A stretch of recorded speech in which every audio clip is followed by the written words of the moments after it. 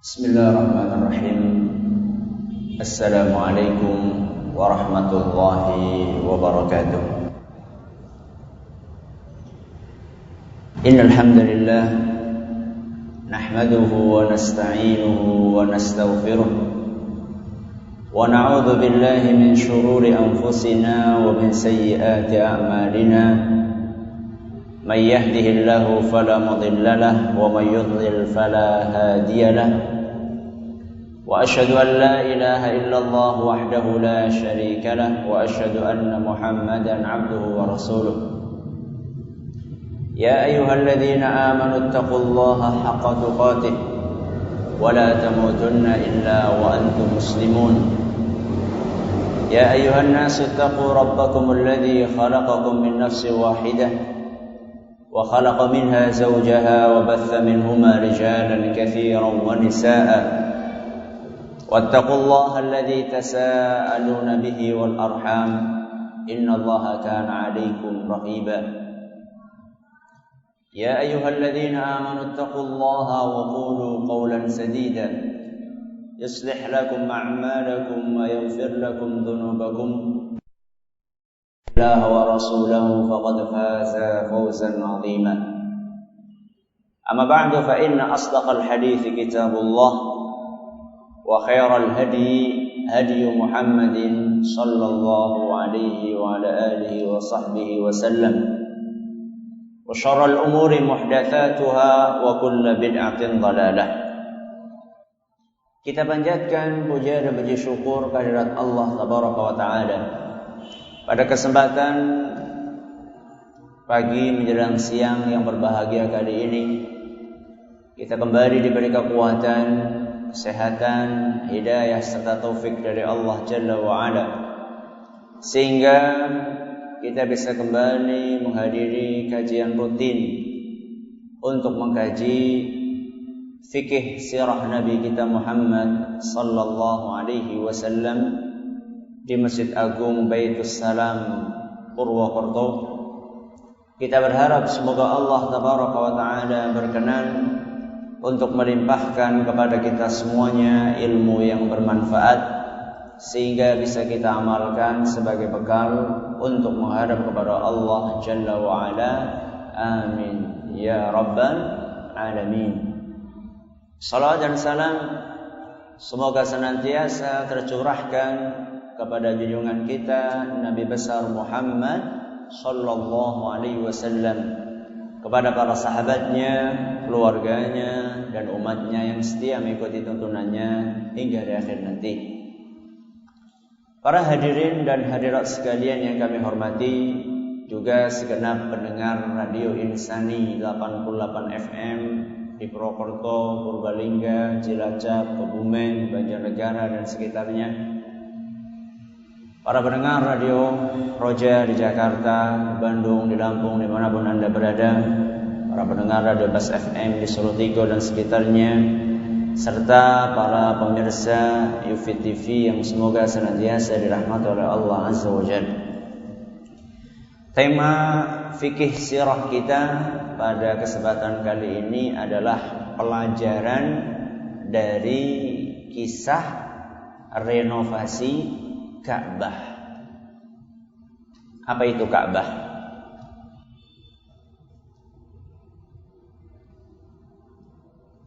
Apa itu Ka'bah?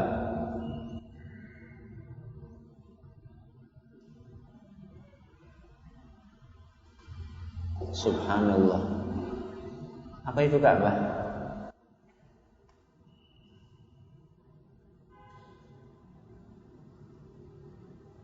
Gak ada yang tahu Ka'bah. Dan selama ini kita sholat menghadap kemana? Ka'bah adalah kiblatnya kaum muslimin. Bentuknya apa?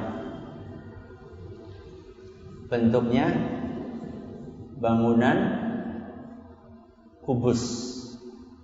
Bentuknya bangunan kubus yang berada di tengah-tengah Masjidil Haram. Ka'bah adalah merupakan sebuah rumah suci milik Allah Subhanahu wa ta'ala di atas muka bumi ini. Allah Subhanahu wa ta'ala menjadikan Ka'bah ini sebagai salah satu di antara menara tauhid. Dijadikan oleh Allah Subhanahu wa ta'ala sebagai pusat peribadahan para manusia.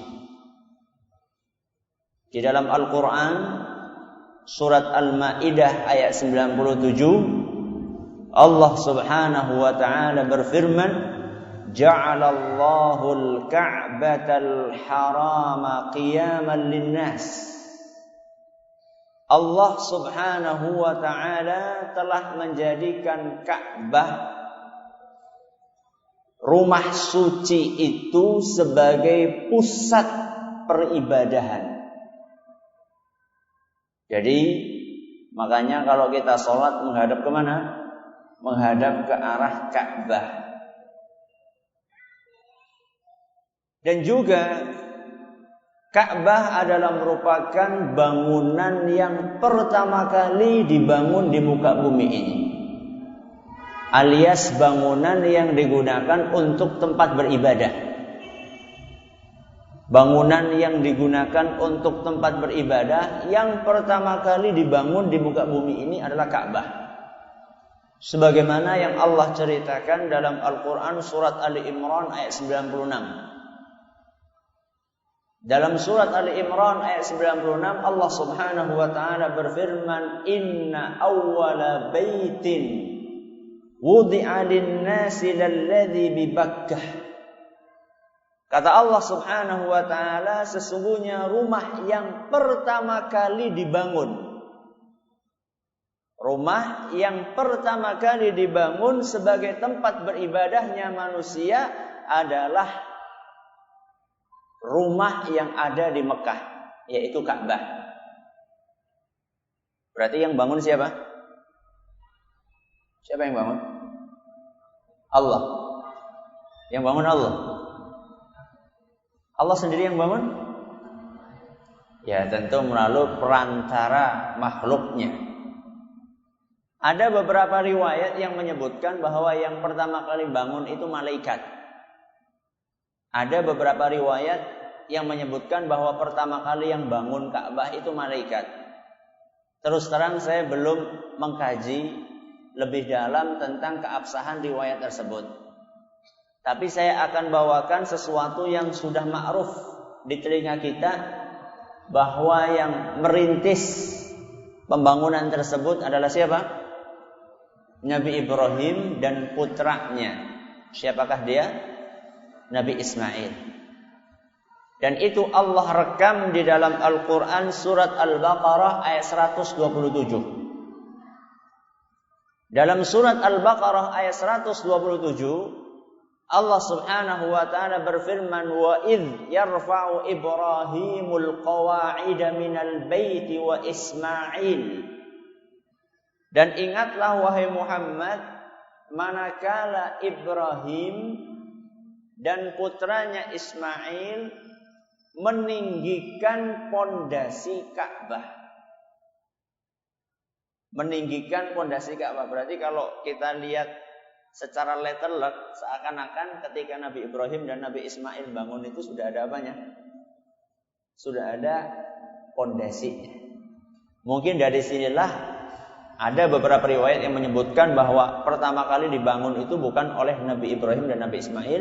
Nabi Ibrahim dan Nabi Ismail itu hanya membangun bangunan di atasnya saja. Tapi ini perlu dikaji lebih dalam lagi. Dan ini tidak kita kaji saat ini karena inti pengajian kita bukan di sini.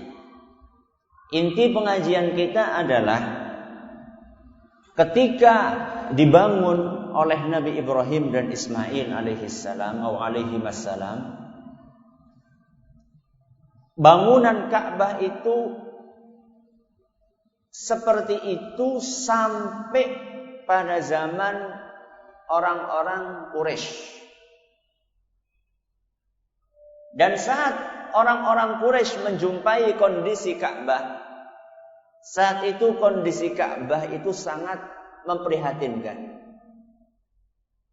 Karena dinding-dindingnya Ka'bah itu hanya terbuat dari batu yang ditumpuk-tumpuk tanpa memakai semen, belum ada. Tanpa memakai perekat, tanpa memakai adonan.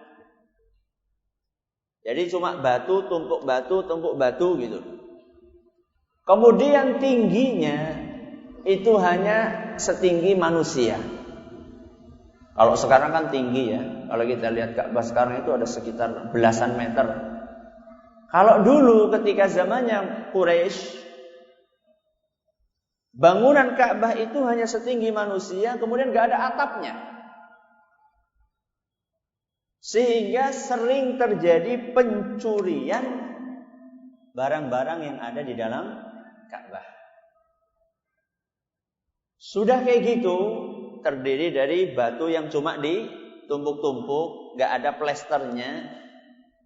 Sudah kayak gitu, daerah Ka'bah itu daerah yang rendah. Sehingga kalau hujan deras, pertama kali yang banjir mana? Ka'bah. Pada suatu masa sekitar 5 tahun sebelum Nabi kita Sallallahu Alaihi Wasallam diangkat menjadi Nabi.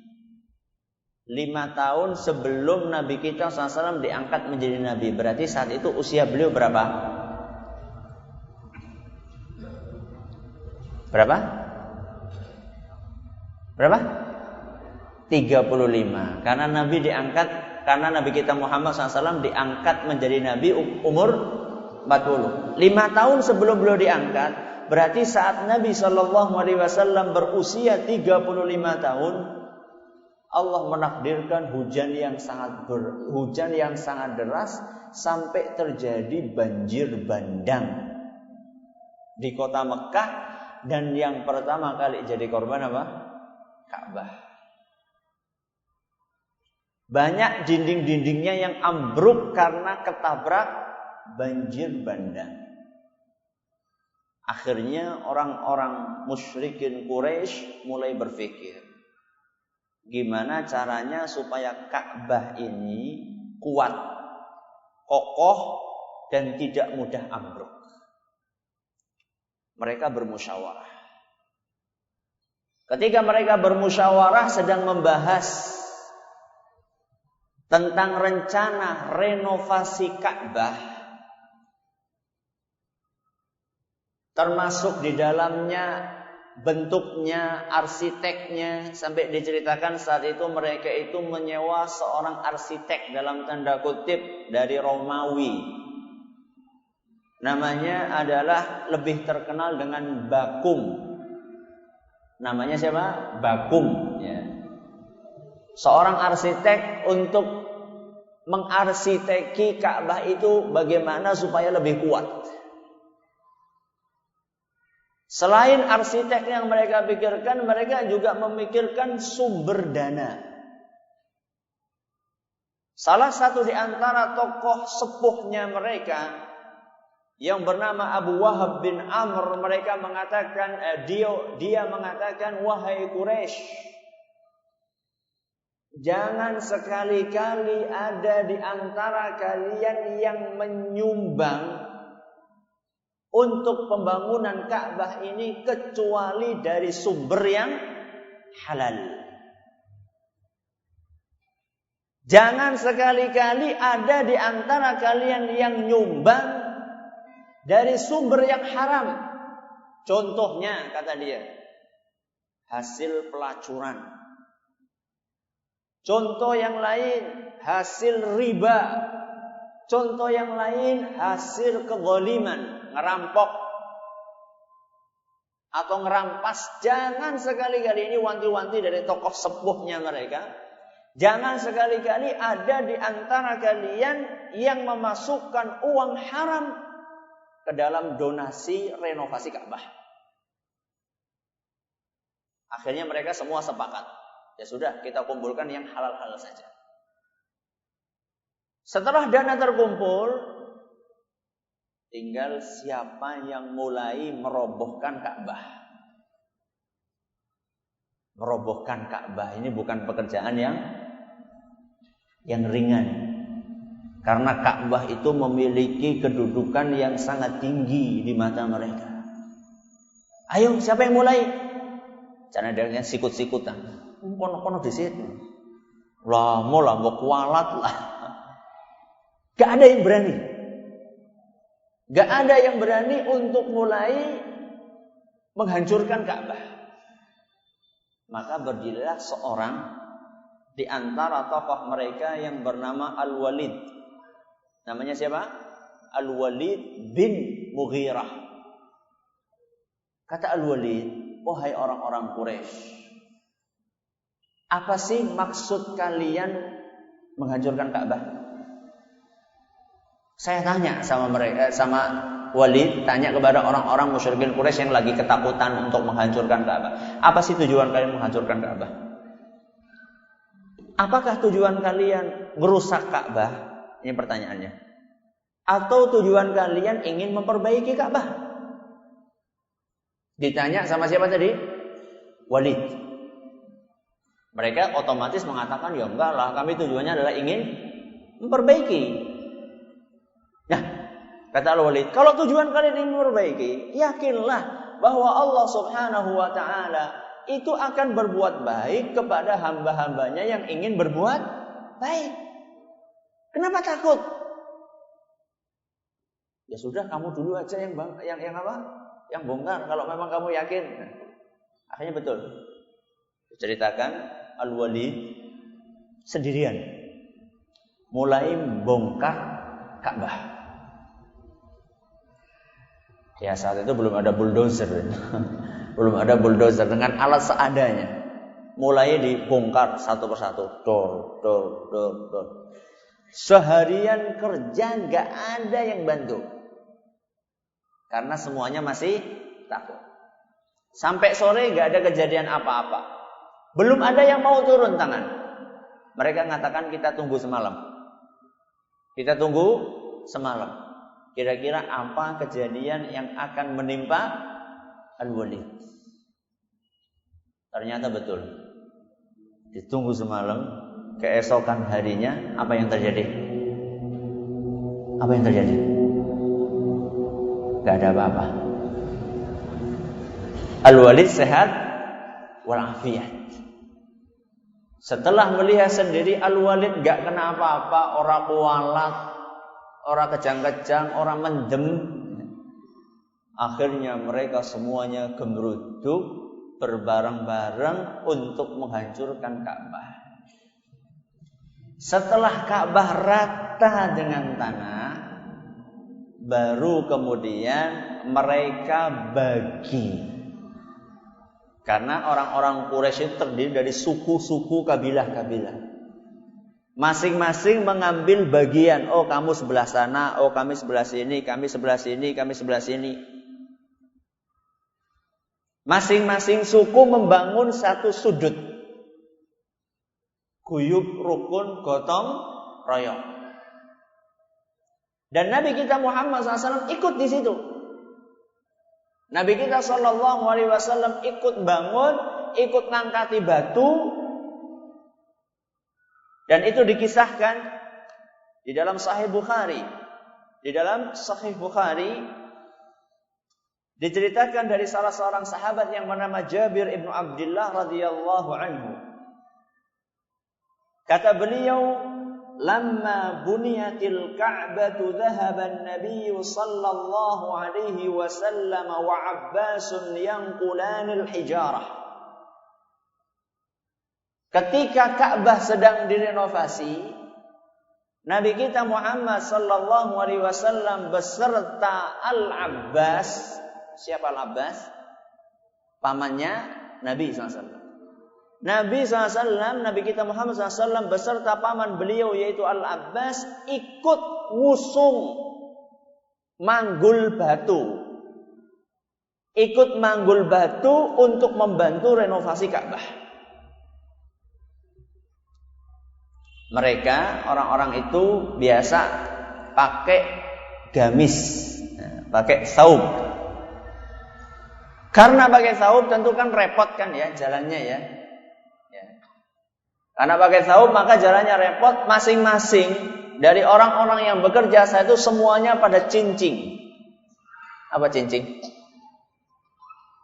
Diangkat kainnya sampai auratnya ada yang tersingkap, pahanya. Nah, bukan aurat besarnya, pahanya pada tersingkap. Al-Abbas melihat Nabi kita Muhammad sallallahu alaihi wasallam pakaiannya enggak dicincing. Sarungnya enggak dicincing. Gamisnya enggak dicincing. Nabi SAW tetap seperti biasa saja. Maka Al-Abbas berkata, "Ij'al izaraka ala raqabatik." Wahai Muhammad, taruhlah sarung kamu, angkatlah sarung kamu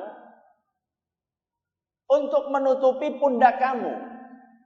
Jadi pundaknya ditutupi dengan kain supaya ketika ngangkat batu, pundaknya itu tidak lecet. Sebagaimana yang lain lihat itu pada semuanya pada cincing semuanya. Kamu masa enggak cincing sendirian? Diberi masukan oleh pamannya, siapa tadi namanya? Al-Abbas. Ketika Nabi sallallahu alaihi wasallam mau mengangkat sarungnya, mau cincing tadi itu, kharra ilal ard. Nabi ketika baru akan mengangkat langsung beliau pingsan. Belum ngangkat ini, baru akan ngangkat. Nabi SAW langsung pingsan. Wa tamahat aynahu ila as-sama'i faqala arini izari fashaddahu alaihi. Ketika beliau siuman, beliau langsung memandang ke langit dan beliau mengatakan, "Mana sarungku? Mana sarungku?" Para ulama menjelaskan bahwa Allah Subhanahu wa taala menjaga Nabi kita Muhammad sallallahu alaihi wasallam dari tersingkapnya aurat beliau. Berarti Nabi sallallahu alaihi wasallam ikut membangun Ka'bah. Sudah gotong royong. Saya nggak tahu di situ, belum saya temukan disebutkan berapa lama mereka merenovasi Ka'bah. Yang penting singkat cerita, sudah dibangun itu Ka'bah sampai ke bagian Hajar Aswad. Dan kisah ini sering kita dengar. Sejak kita SD kita sudah mendengar. Sampai di bagian Ka'bah yang isinya adalah Hajar Aswad. Masing-masing dari kaum mereka menganggap merekalah yang paling berhak untuk mengembalikan Hajar Aswad di posisinya yang semula. Karena Hajar Aswad adalah merupakan salah satu hajar atau batu yang memiliki keistimewaan di dalam agama kita. Dan Nabi sallallahu alaihi wasallam mensyariatkan bagi kita yang bertawaf di sekeliling Ka'bah untuk mencium batu tersebut. Itu adalah satu-satunya batu di dalam agama kita yang disunnahkan untuk dicium. Tidak ada batu lain di muka bumi ini yang disyariatkan untuk dicium. Sekalipun itu batunya ponari. Ya. Sekalipun itu batunya ponari tidak disyariatkan untuk dicium. Satu-satunya batu yang disyariatkan untuk dicium cuma Hajar Aswad saja. Batu yang mulia. Dalam beberapa riwayat disebutkan bahwa itu batu diturunkan dari mana? Dari surga. Awalnya batu itu putih, kemilau, bersih. Lama-lama yang putih itu jadi apa? Hitam. Makanya namanya Hajar Aswad. Aswad itu artinya hitam, batu hitam. Sebutkan dalam beberapa riwayat, kenapa putih itu berubah menjadi hitam? Karena banyaknya dosa yang dilakukan oleh manusia sehingga batu yang awalnya putih itu menjadi hitam. Ketika sampai posisi Hajar Aswad, masing-masing kaum, masing-masing kabilah merasa kamilah yang paling berhak untuk mengembalikan kepada posisinya. Sampai terjadi hampir pertumpahan darah. Pembangunan Ka'bah diskors sampai 4 hari. Dan masing-masing kaum menunjukkan unjuk gigi bahwa kamilah yang paling berhak. Di antara suasana yang menggambarkan betapa gentingnya saat itu, satu kabilah namanya Bani Abdiddar. Mereka datang membawa baki. Tahu baki? Baki bahasa Indonesia atau bahasa Jawa? Nampan. Membawa nampan isinya darah. Isinya darah. Bani Abdiddar melakukan sumpah beserta dengan Bani Adi bin Ka'ab. Semuanya mereka memasukkan tangan mereka ke baki yang isinya, loyang yang isinya darah itu tadi. Dan mereka bersumpah tidak akan mau untuk mengalah. Harus mereka yang mendapatkan keistimewaan untuk meletakkan Hajar Aswad di tempatnya yang semula. Kondisi tambah panas. Hampir terjadi pertumpahan darah betul-betulan, perang di antara kabilah Quraisy. Melihat kondisi yang semakin panas itu, salah satu tokoh Quraisy tokoh tua mereka, tokoh sepuh mereka, memberikan sebuah usul. Dia namanya Abu Umayyah bin Mughirah. Abu Umayyah bin Mughirah ini memberikan usul kepada kaum Quraisy. Kata dia, ya ma'syara Quraisy, ij'alu bainakum fima takhtalifuna fihi. Awwala man yadkhulu min babi hadzal masjid yaqdi bainakum fihi. Kata beliau, wahai kaum Quraisy, kalian ini lagi ribut. Kalian sepakat enggak untuk mengangkat salah satu di antara kita sebagai hakim yang akan mengadili perselisihan di antara kita saat ini? Siapakah dia hakimnya? Hakimnya adalah manusia yang masuk lewat pintu masjid ini pertama kali. Mereka lagi ngumpul ini, kemudian mereka mengatakan, kita lihat siapa yang masuk pertama kali dari pintu masjid ini, dialah yang akan mengadili masalah ini di hadapan kita semuanya. Setuju? Setuju enggak? Setuju lah, masa enggak setuju? Setuju, kata mereka. Akhirnya semuanya melihat ke arah pintu masjid. Nunggu siapa yang kira-kira masuk pertama kali lewat pintu tersebut. Begitu masuk pertama kali, ternyata yang masuk adalah Nabi kita Muhammad sallallahu alaihi.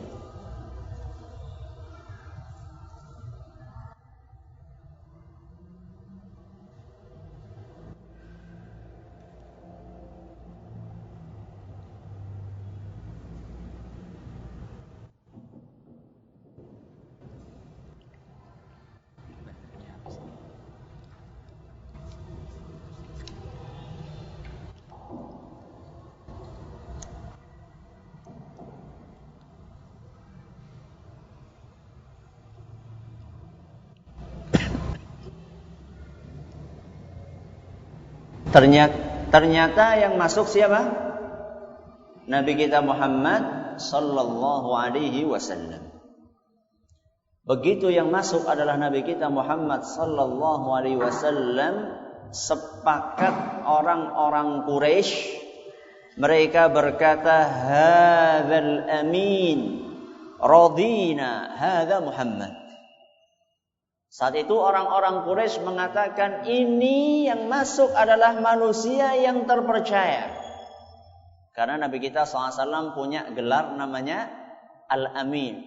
Ini yang masuk sekarang adalah Muhammad Al-Amin. Dialah orang yang sangat terpercaya. Bisa?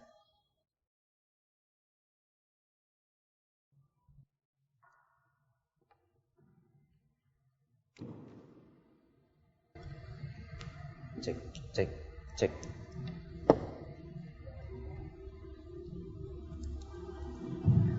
Tes. Begitu yang masuk oleh Nabi kita Muhammad sallallahu alaihi wasallam, maka saat itu semua orang Quraisy mengatakan hadzal amin radina. Ini yang masuk adalah seorang yang terpercaya, kami semuanya rela, ridho, sepakat dengan beliau sebagai pengadil, sebagai hakim di antara kita.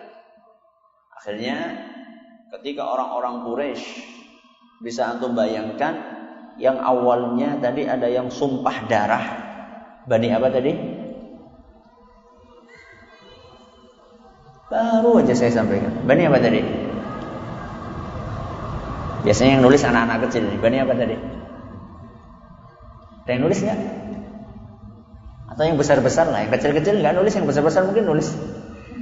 Bani Abdiddar. Bani Abdiddar dengan Bani Adi bin Ka'ab. Semuanya menerima manakala yang masuk adalah Nabi kita Muhammad SAW. Sudah, akhirnya Nabi kita SAW, karena semuanya sudah sepakat bahwa beliau yang akan mengadili dalam kasus perselisihan ini, maka Nabi SAW mengatakan, wahai orang-orang Quraisy, sekarang bentangkanlah kain. Bentangkanlah kain. Kemudian beliau sallallahu alaihi wasallam meletakkan hajar aswad di atas kain tersebut. Lalu masing-masing kabilah mengirim perwakilannya untuk memegang pojok-pojok kain. Setelah semuanya megang, ayo kita angkat bareng-bareng. Diangkat bareng-bareng menuju kemana? Menuju ke tempatnya hajar aswad di pojok Ka'bah. Ya mungkin jaraknya nggak terlalu jauh ya, tapi subhanallah ya. Jaraknya nggak terlalu jauh mungkin. Tuh, renovasi masa ditaruh jauh-jauh nanti hilang nanti. Paling dekat saja, tapi subhanallah. Ya. Dengan apa yang diusulkan oleh Nabi kita Muhammad SAW, pertumpahan darah tadi bisa terhindari. Setelah sampai ke posisinya, semuanya ngangkat, kemudian Nabi kita SAW, beliau yang mengangkat hajar aswad ini dikembalikan kemana? Ke tempatnya semula. Terjadilah perdamaian di antara mereka. Dan ceritanya, karena mereka sudah sepakat bahwa hanya uang yang halal yang boleh disumbangkan dalam pembangunan Ka'bah, akhirnya uang mereka apa? Kurang. Ka'bah yang awalnya bangunannya itu seperti huruf D.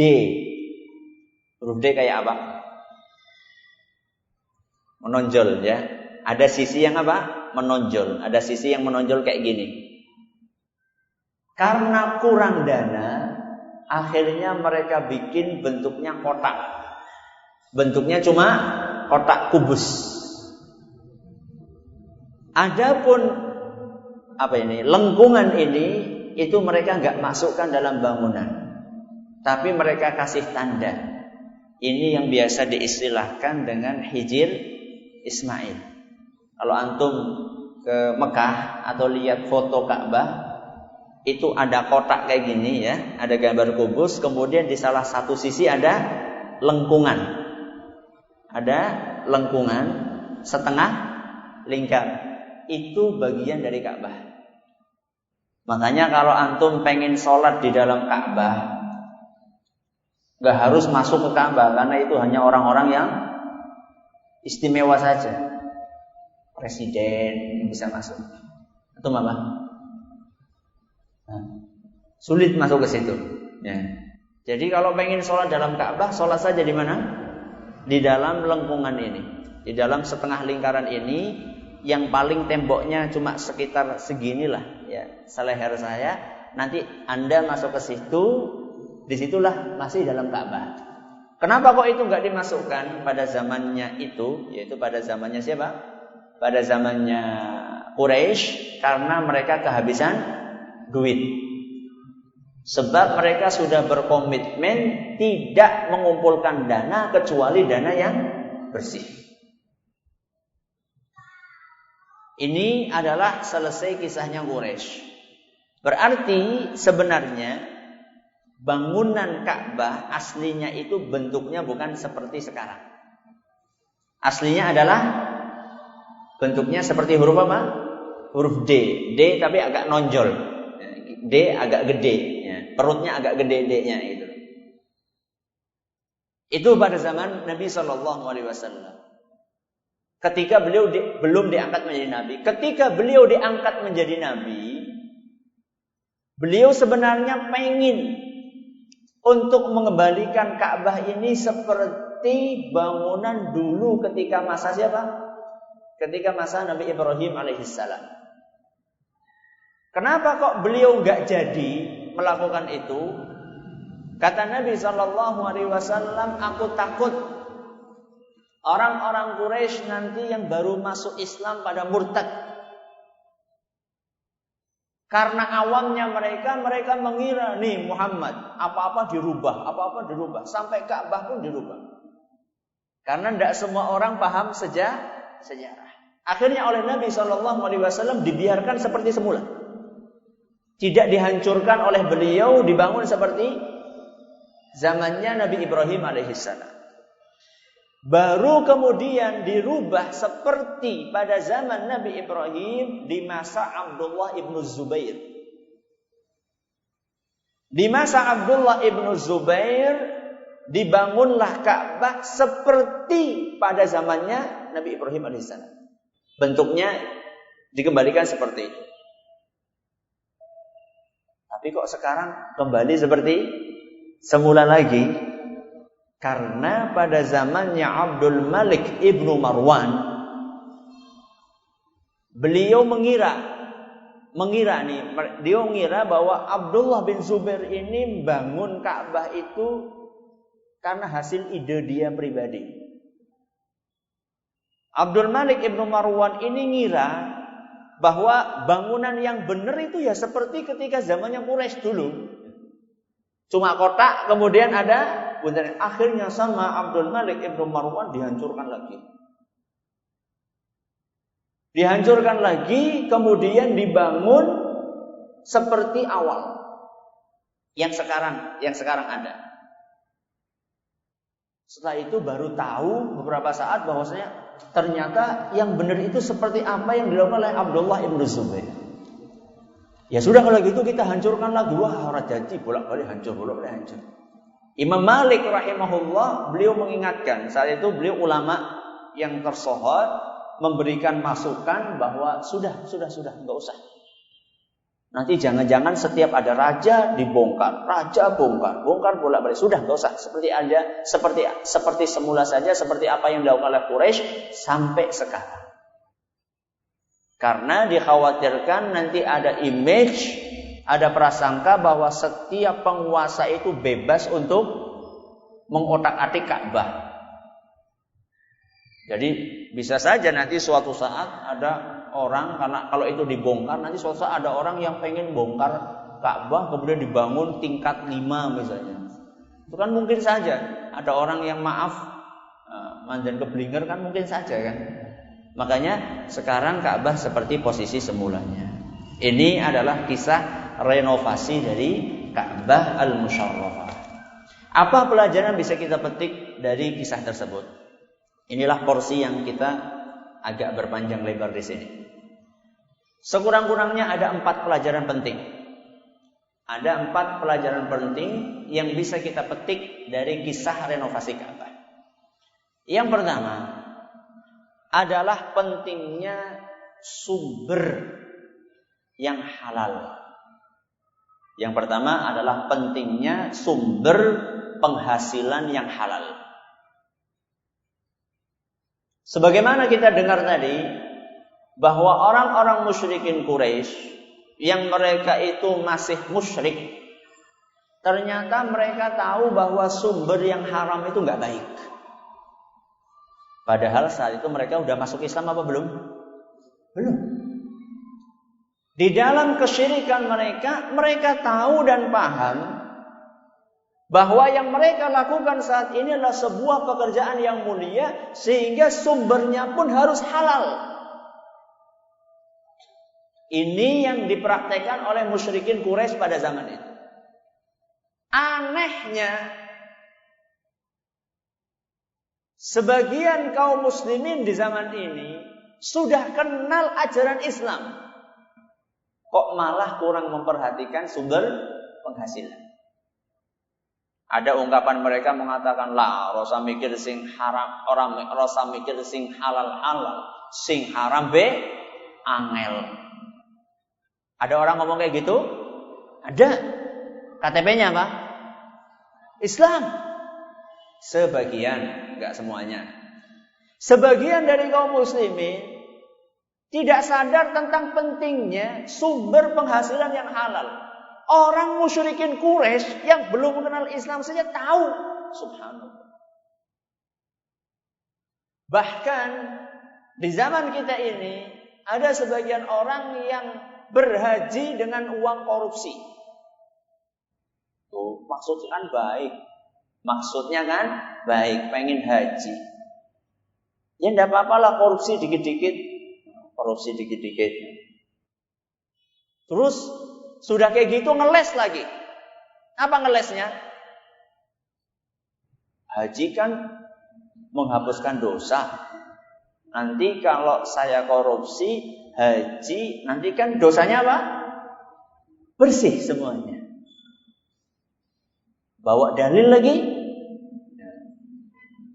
Man hajja walam yarfuth walam yafsuq raja'a min dhunubihi kayaumi waladatu ummah.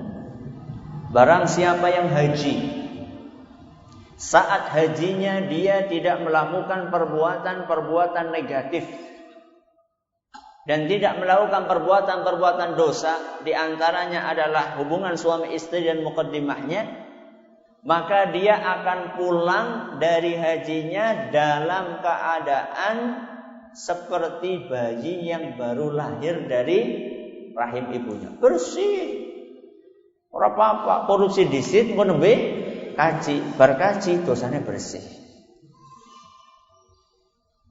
Malah bukan cuma bersih, malah bisa masuk surga. Al-hajjul mabruru laisa lahu jazaa'un illal jannah. Haji yang mabrur itu tidak ada pahala lain kecuali surga. Mbok penak, mbok korupsi mlebu surga. Subhanallah. Ini gimana nih jawabnya? Orang-orang seperti ini jawabnya gimana?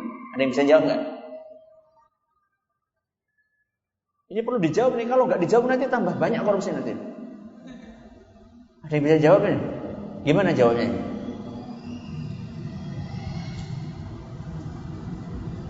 Gak ada yang jawab berarti benar ini ya. Benar apa salah? Salah. Jawabnya gimana? Pas? Gak ada yang mau jawab? Jawabannya, haji yang mabrur itu kan haji yang diterima oleh siapa? Oleh Allah Subhanahu wa ta'ala. Haji yang mabrur itu adalah haji yang diterima oleh Allah Subhanahu wa ta'ala. Haji yang bisa menghapuskan dosa adalah haji yang mabrur.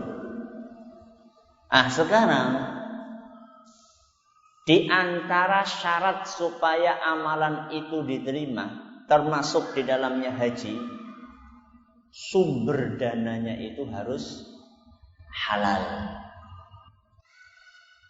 Jadi supaya orang hajinya diterima, sumbernya harus halal. Saya pernah dengar cerita, ada seorang, maaf ini, menjadi pelacur supaya bisa naik haji. Allahu Akbar. Jadi ngumpulkan dana dari melacurkan diri, nanti setelah kumpul dana, ONH bayar ke bank berangkat haji. Subhanallah. Orang-orang musyrikin Quraisy saja tahu bahwa melakukan kebaikan sumbernya harus baik. Apa dalilnya Ustaz? Bahwasanya melakukan ibadah termasuk di dalamnya haji itu harus modalnya itu yang bersih. Sabda Nabi sallallahu alaihi wasallam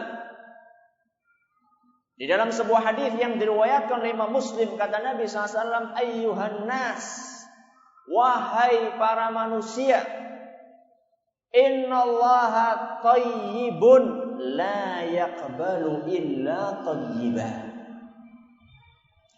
Yang artinya, wahai para manusia, sesungguhnya Allah itu maha baik dan tidak menerima kecuali yang baik. Hadis riwayat Muslim. Nah, sekarang korupsi baik apa jelek? Jelek, gak akan diterima sama Allah Subhanahu wa taala. Kok pede banget orang ini, tahu-tahu merasa dosanya udah dihapus. Loh, amalan anjenengan itu belum tentu diterima, bahkan bisa jadi gak diterima karena sumbernya adalah dari sesuatu yang jelek. Dan Allah Subhanahu wa taala tidak menerima kecuali sesuatu yang baik saja.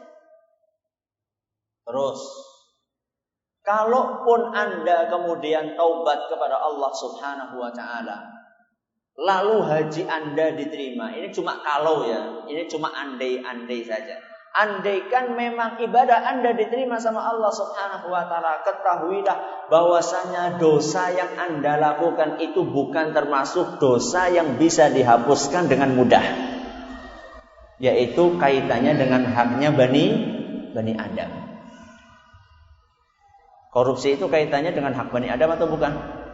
Yang dikorupsi duitnya siapa? Duitnya masyarakat. Kalau dosa yang kaitannya dengan hak Bani Adam, kata Nabi sallallahu alaihi wasallam, tidak akan pernah gugur kecuali seandainya dimaafkan oleh Bani Adam tersebut.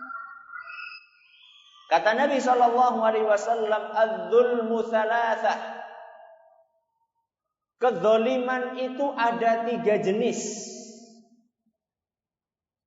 Salah satu di antara 3 jenis tersebut, kata Nabi sallallahu alaihi wasallam, dzulmun la yatrukuhu Allah. Kezaliman yang tidak akan dibiarkan oleh Allah Subhanahu wa taala. Apakah kezaliman tersebut? Ammal ladzi la yatruk faqassallahu ba'dahum min ba'd. Dosa kezaliman yang tidak akan pernah dibiarkan sama Allah adalah dosa yang kaitannya kezaliman seorang hamba dengan yang lainnya. Ini tidak akan dimaafkan sampai hamba tersebut yang memaafkan. Berarti wong sing korupsi gue kudu njaluk ngapura men wong pira gue?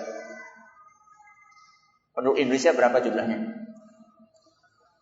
Berapa? 200 juta? Itu kapan itu? Sensus kapan itu?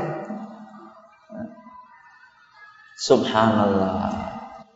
Seandainya orang-orang musyrikin Quraisy saja tahu betapa pentingnya sumber penghasilan yang halal, kok ada orang Islam gak tahu?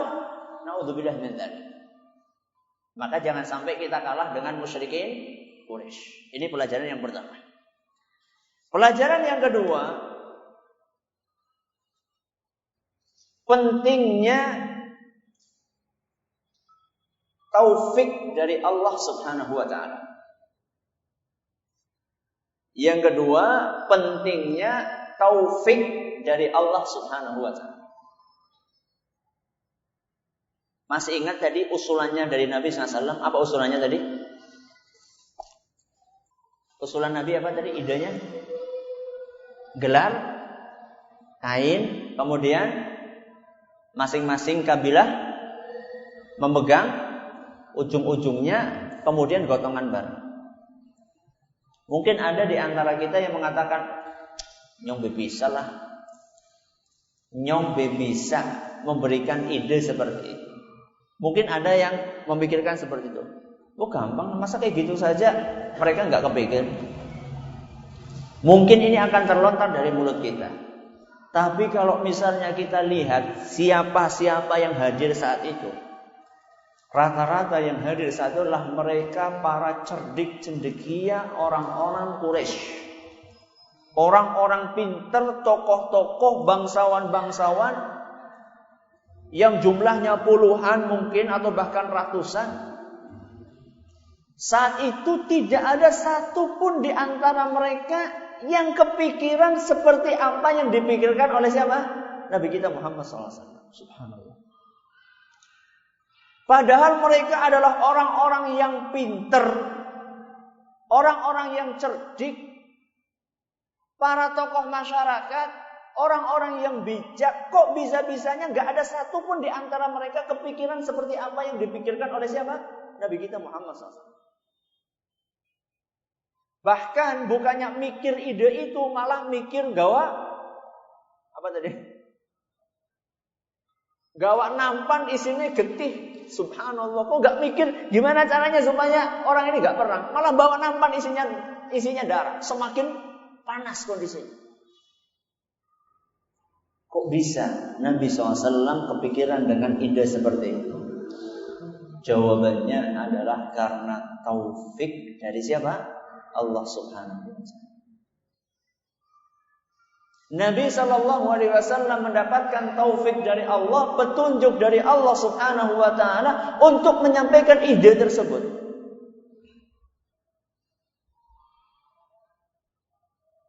Dan ini memberikan pelajaran kepada kita bahwa supaya kita tepat untuk menjalankan sesuatu permasalahan, maka kita sangat membutuhkan sesuatu yang namanya taufik.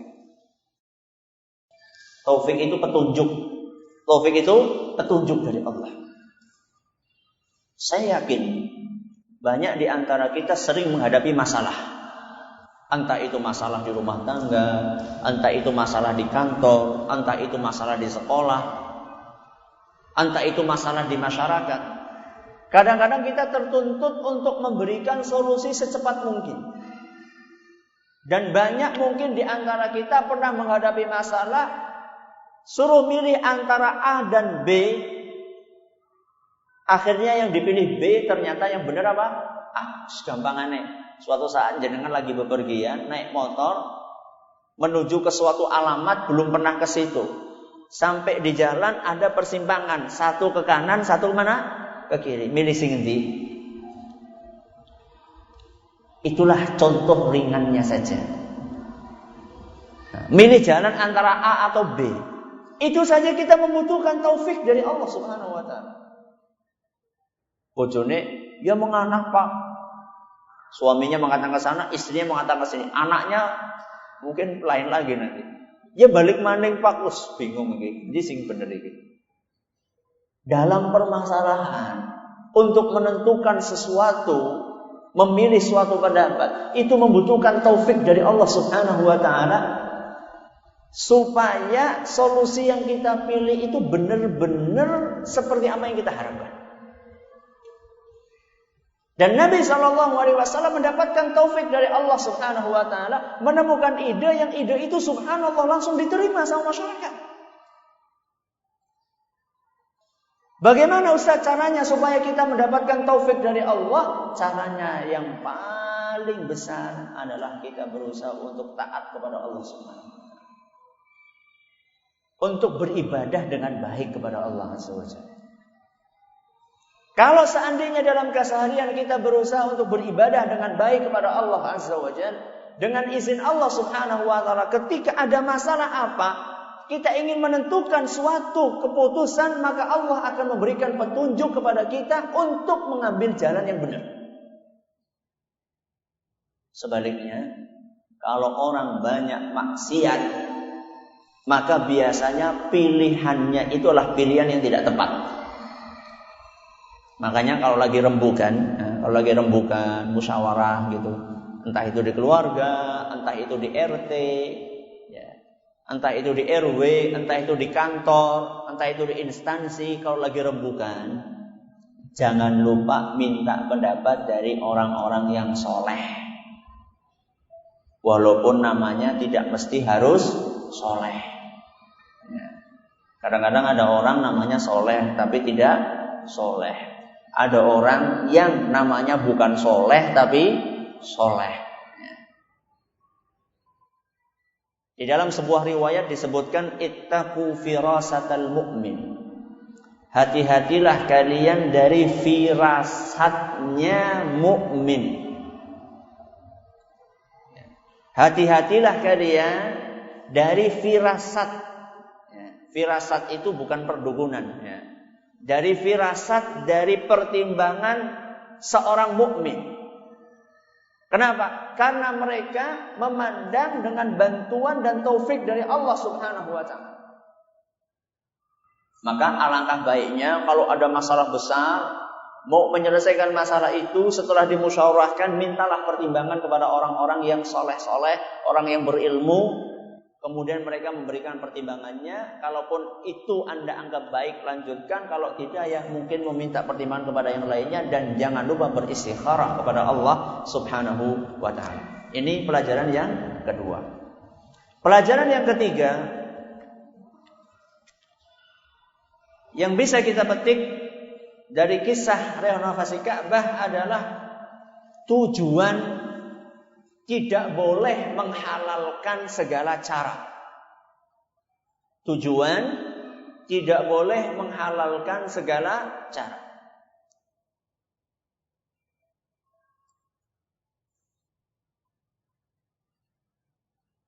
Saya tanya, bangun Ka'bah bagusnya kotak atau huruf D? Bagus mana? Bangun Ka'bah bagusnya bentuknya kotak atau bentuknya kayak huruf D? Lebih bagus mana? Bagus mana? Kotak. Huruf D. Kenapa lebih bagus huruf D? Karena sesuai dengan aslinya. Tujuan ini bagus nggak? Bagus. Membangun Ka'bah seperti aslinya itu tujuan yang bagus. Akan tetapi tujuan yang bagus ini tidak boleh menghalalkan segala cara. Maksudnya gimana Ustaz? Maksudnya orang-orang Quraisy itu tidak boleh mengumpulkan harta sembarangan demi supaya membangun Ka'bah seperti huruf D. Tapi mereka tetap konsisten untuk mengumpulkan harta yang halal walaupun akhirnya bentuknya Ka'bah cuma kubus. Tujuan yang mulia tidak menghalalkan segala cara. Ustaz, saya pengen sedekah tapi nggak punya duit. Terus gimana caranya? Ini banyak orang-orang miskin ini Ustaz yang membutuhkan bantuan. Tapi saya nggak punya dana Ustaz. Gimana kalau kita ngerampok saja Ustaz? Orang-orang kaya itu kita rampok, kemudian uangnya kita bagiin sama fakir miskin. Kayak siapa ini? Siapa? Masih ingat Robin Hood juga ya? Termakan film. Itu loh Ustaz, kayak Robin Hood, sang pembela kaum yang lemah. Robin Hood merampok orang kaya dirampok nanti dibagikan seorang miskin. Itu kan bagus kan? Di dalam agama kita tidak dikenal ajaran Robin Hood. Yang ada di dalam agama kita adalah al-ghayatu la tubarrirul wasail.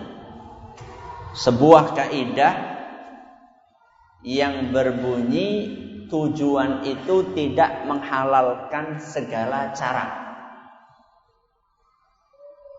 Bahkan metode tadi itu, tujuan menghalalkan cara, itu sebenarnya adalah sebuah teori yang dicetuskan salah satu tokoh Yahudi yang bernama Niccolo Machiavelli. Makanya biasa diistilahkan dengan teori Machiavelli, bahwa tujuan itu menghalalkan cara. Sebab wah kita ini harus sampai ke puncak kekuasaan supaya kita bisa merubah.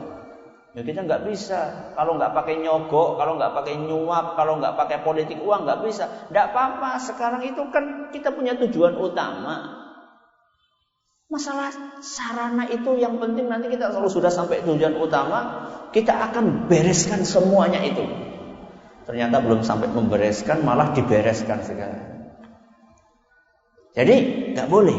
Ya. Tujuan itu tidak boleh menghalalkan. Kalau caranya haram. Kalau caranya haram. Inilah pelajaran yang keberapa? Pelajaran yang ketiga. Pelajaran yang keempat, yang terakhir. Dan inilah pelajaran yang sangat penting sekali.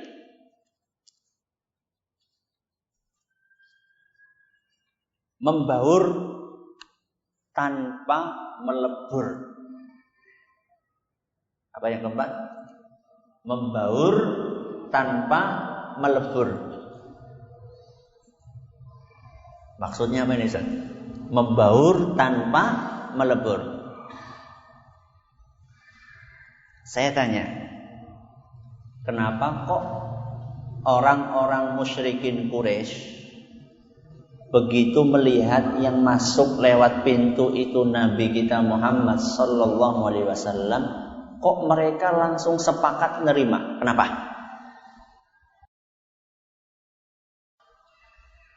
Kenapa? Apa? Karena Nabi orang yang terpercaya. Berarti Nabi Shallallahu Alaihi Wasallam itu punya image positif. Ya, image-nya apa? Positif. Penilaian masyarakat kepada Nabi SAW itu positif. Padahal usia beliau baru berapa tadi? 35 tahun. Kenapa kaum musyrikin Quraisy mereka langsung sepakat? Kira-kira nih kalau yang masuk yang lainnya Nabi Muhammad kira-kira gimana? Misalnya nih masuk Abu Jahal gitu misalnya. Kira-kira gimana? Atau yang masuk Abu Lahab misalnya. Atau yang masuk siapa ini namanya di sini, ada yang mau dikasih contoh. Misalnya yang masuk Jono misalnya. Misal, nggak ada orang Arab namanya Jono. Jadi Nabi SAW begitu muncul, semuanya langsung nerima, ijma, sepakat semuanya, nggak ada yang menyelisih. Kenapa kok mereka bisa sepakat? Karena Nabi kita SAW punya image al-amin, orang yang terpercaya. Pertanyaan berikutnya, kok bisa Nabi SAW punya image seperti itu? Pertanyaannya paham? Kenapa kok Nabi SAW dikenal sama orang-orang Quraisy sebagai orang yang terpercaya? Kok bisa?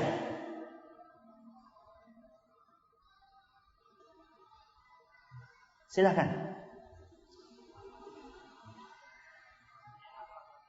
Punya akhlak yang mulia. Kok bisa mereka paham Nabi punya akhlak yang mulia? Dari mana mereka tahu Nabi punya akhlak yang mulia? Apakah Nabi SAW pasang baliho?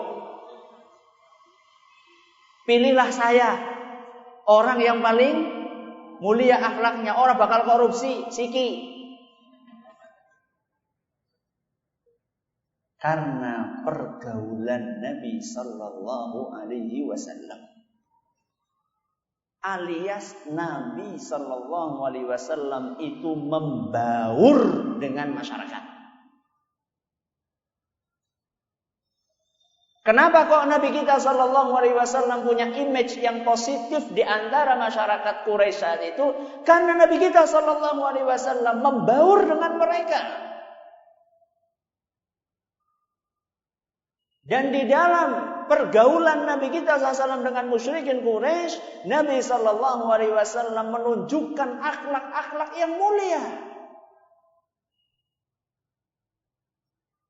Inilah salah satu hal yang bisa menyebabkan kesuksesan dakwah, akan tetapi justru banyak diabaikan oleh kita.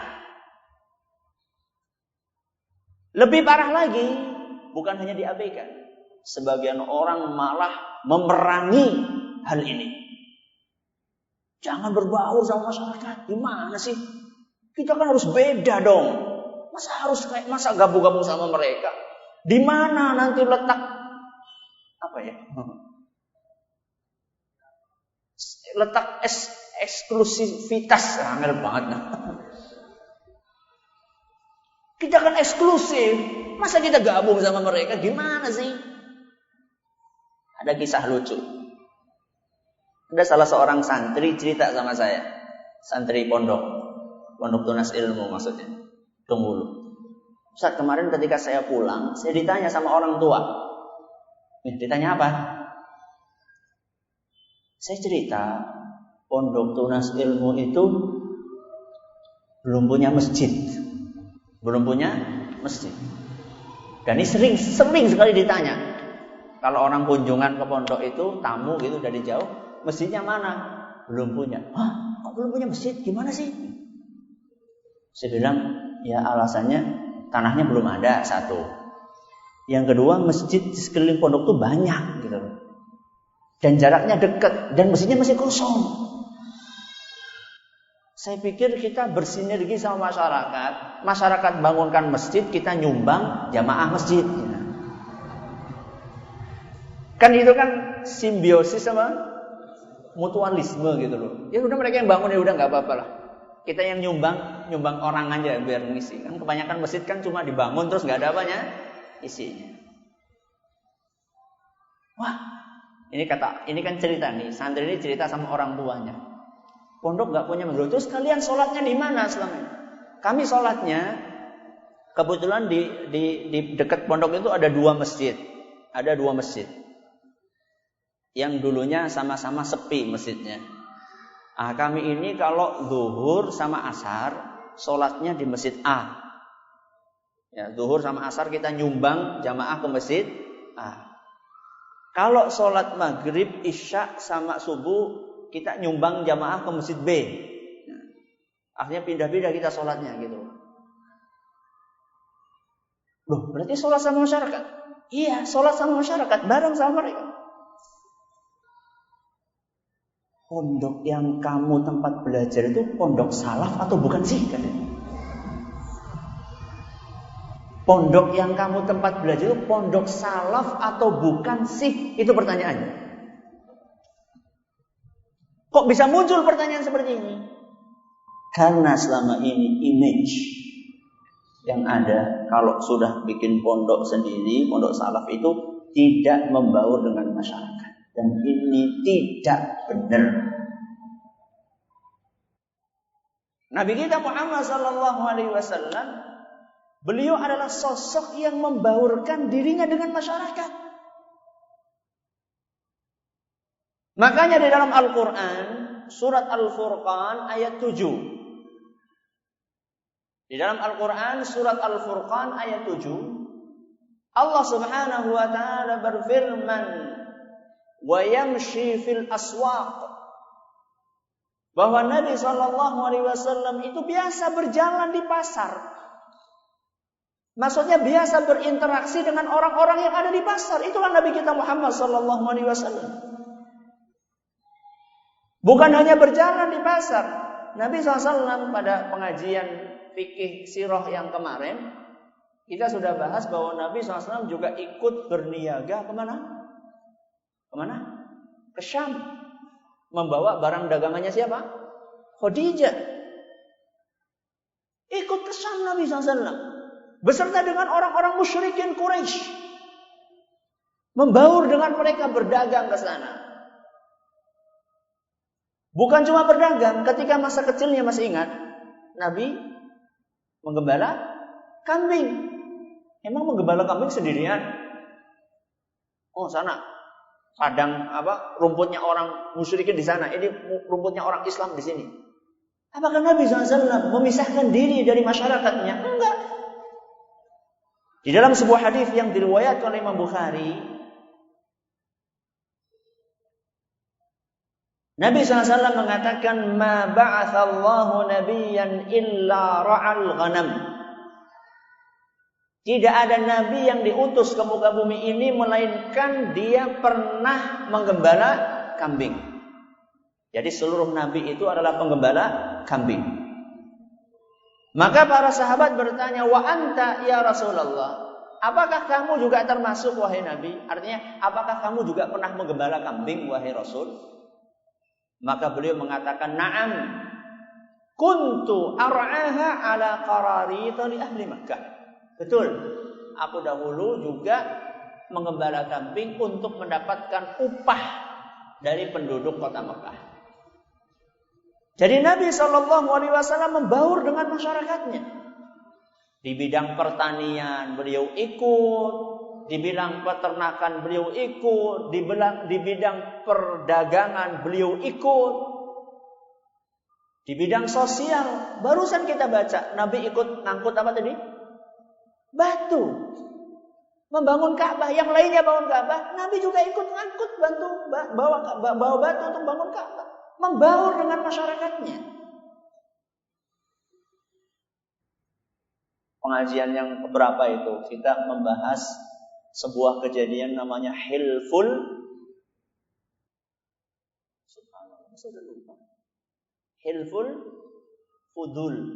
Bagus. Hilful Fudul. Kesepakatan di antara musyrikin Quraisy untuk membantu orang yang dizalimi. Jadi ada salah seorang pendatang dari Yaman dizalimi. Akhirnya dia minta tolong, kok tidak ada yang nolong? Karena yang zalim itu adalah seorang bangsawan lah, katakanlah, orang yang punya kedudukan tokoh besar. Akhirnya setelah itu muncullah ide di antara orang-orang yang baik untuk bikin fakta kesepakatan membela orang-orang yang zalim. Ini musyrikin nih, yang melakukan fakta ini musyrikin nih. Nabi SAW gabung ikut di situ. Nabi SAW ikut mengikuti persatuan atau kesepakatan itu untuk menolong orang-orang yang zalim. Jadi intinya Nabi SAW itu ikut membaur dengan masyarakat. Mungkin ada yang bertanya, Ustaz, masyarakat banyak kemungkaran Ustaz. Masa kita membaur sama mereka?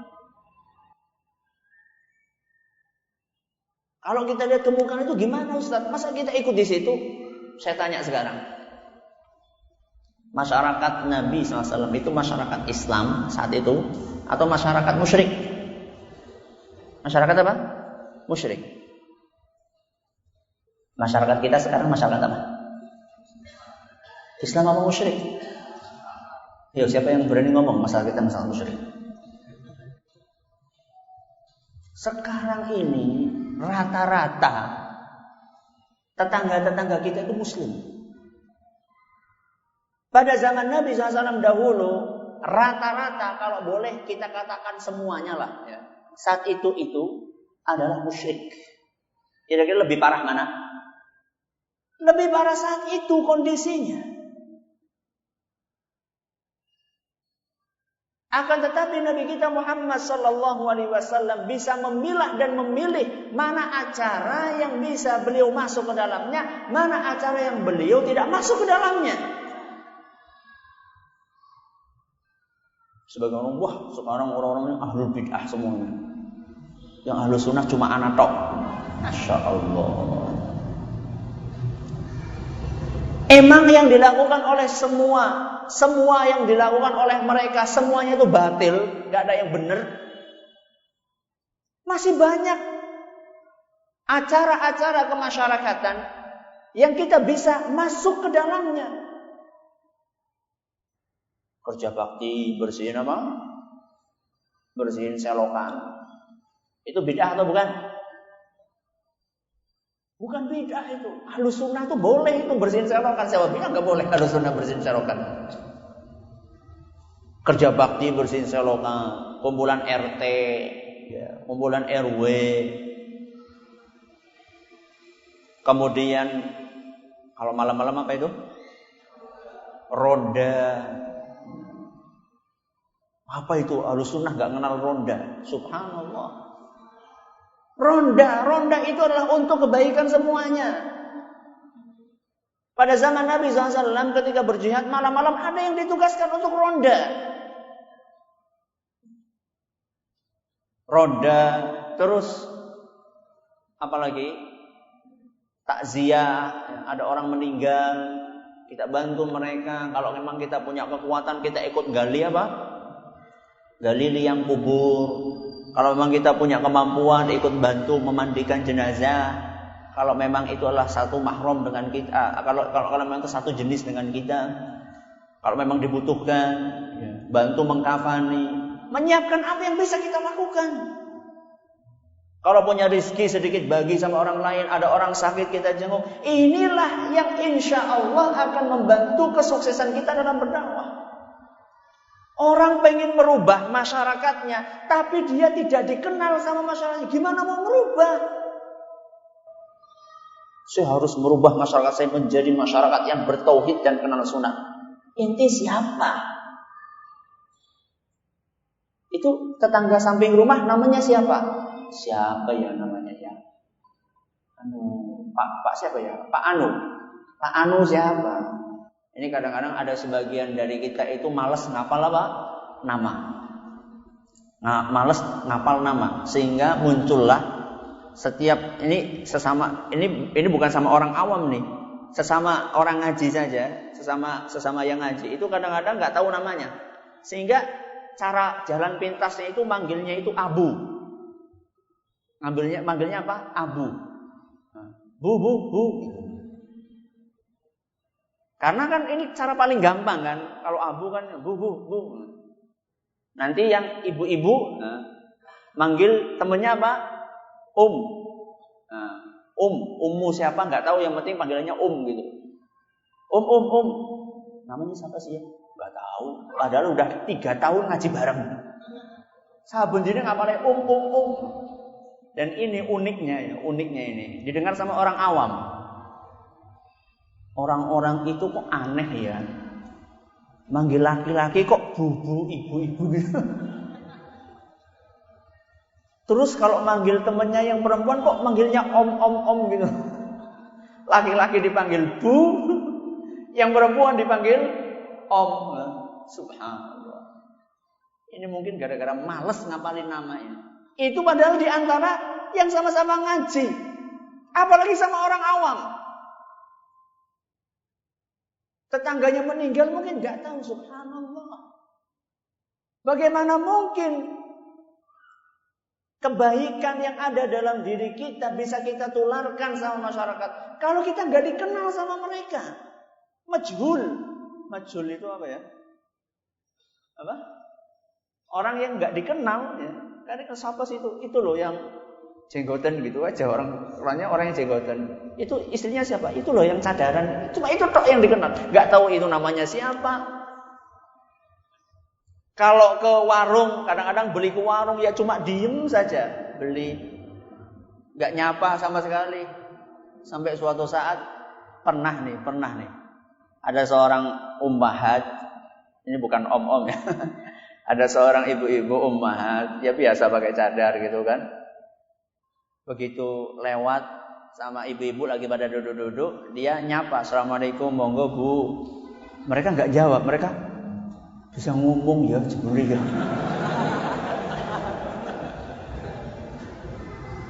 Ini karena apa? Karena kebiasaan nggak mau nyapa. Sehingga mereka itu menganggap salah satu keajaiban dunia ada orang pakai cadar kok mengucapkan salam. La haula wala quwata illa billah. Nggak benar. Praktek-praktek yang seperti ini tidak benar. Kita kan harus menyelamatkan keluarga kita. Iya. Nabi SAW mengatakan al-muslimu idza kana yukhalitun nasa wa yasbiru ala adahum. Seorang muslim yang membaur dengan masyarakatnya. Ini landasannya. Ya, landasannya. Nanti mungkin ada yang ngomong itu kan kisah Nabi sebelum diangkat menjadi Nabi. Ya, mungkin kan ada orang ngomong kayak gitu. Membaur itu kan Nabi belum diangkat menjadi Rasul. Nih saya bawakan setelah Nabi diangkat menjadi Rasul. Beliau bersabda. Hadisnya hadis riwayat Tirmidzi. Dan hadis ini dinilai sahih oleh Syekh Al-Albani. Kata Nabi sallallahu alaihi wasallam, muslim yang membaur dengan masyarakat dan dia bersabar dengan gangguan yang dia alami. Yang namanya orang membaur pasti ada gangguannya. Kata Nabi sallallahu alaihi wasallam, khairun. Apa artinya khairun? Lebih baik. Di dalam riwayat lain disebutkan a'zamu ajrun. Lebih banyak pahalanya. Dibandingkan siapa? Minal muslimil ladzi la yukhalitun nasa wa la yasbiru ala adzahum. Lebih besar pahalanya, lebih baik dibandingkan muslim yang tidak mau membaur dengan masyarakatnya dan tidak bersabar dengan gangguan mereka. Hadis Nabi SAW, beliau yang menganjurkan kita untuk membaur. Ustaz, nanti kalau kita membaur, bisa-bisa kita melebur. Makanya tadi kan saya sudah katakan dari awal, membaur tanpa melebur. Apa sih membaur tanpa melebur itu kayak apa sih? Membaur, bergaul dengan masyarakat, tapi punya prinsip. Tidak melebur. Melebur itu ya apa yang dilakukan masyarakat, melakukan kesyirikan, melu syirik, melakukan bid'ah, melu bid'ah, itu namanya melebur. Ya.